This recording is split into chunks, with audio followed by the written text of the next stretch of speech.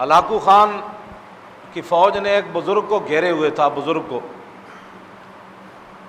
تو Hulagu Khan کی بیٹی جو ہے نا وہ دیکھ رہی تھی. اس نے کہا کہ اس بوڑھے آدمی کو ہماری فوج نے کیوں گھیرا ہوا ہے، یہ کون ہے؟ انہوں نے کہا یہ مسلمانوں کا بزرگ ہے. اس نے کہا اس کو میرے پاس لاؤ.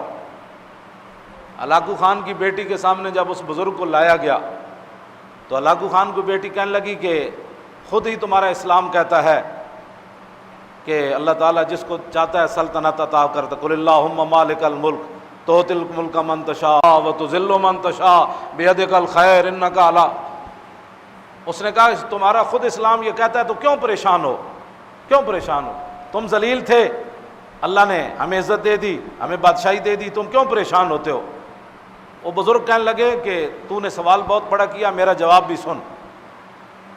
اس نے کہا کہ مالک نے بکریاں بھی رکھی ہوتی ہیں اور کتا بھی رکھا ہوتا ہے، تو یہ بتا کہ بکریوں کی قیمت زیادہ ہوتی ہے یا کتے کی؟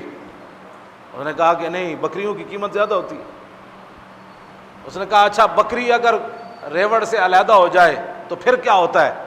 کہتا ہے پھر کتا اس کا تعاقب کرتا ہے اور اس کو گھیرتا ہے. اس نے کہا وہ کتا کب تک بکری سے لڑتا رہتا ہے؟ اس نے کہا جب تک وہ بکری گھیر گھار کے دوبارہ اپنے ریوڑ میں واپس نہ لائے.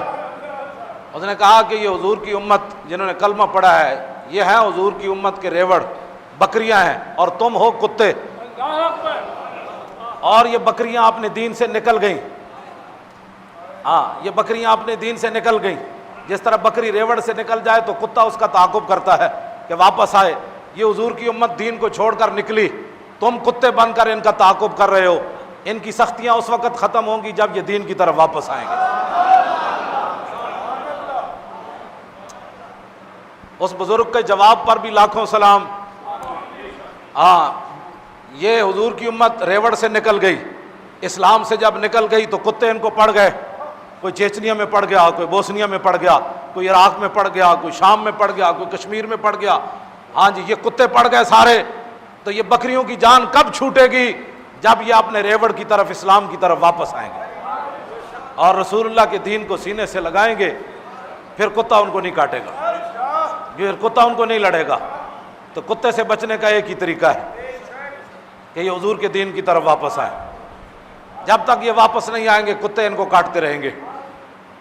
واپس آنے کا ایک ہی طریقہ ہے، انہیں جانا. برف تو ہاتھ میں نہیں رکھی جاتی.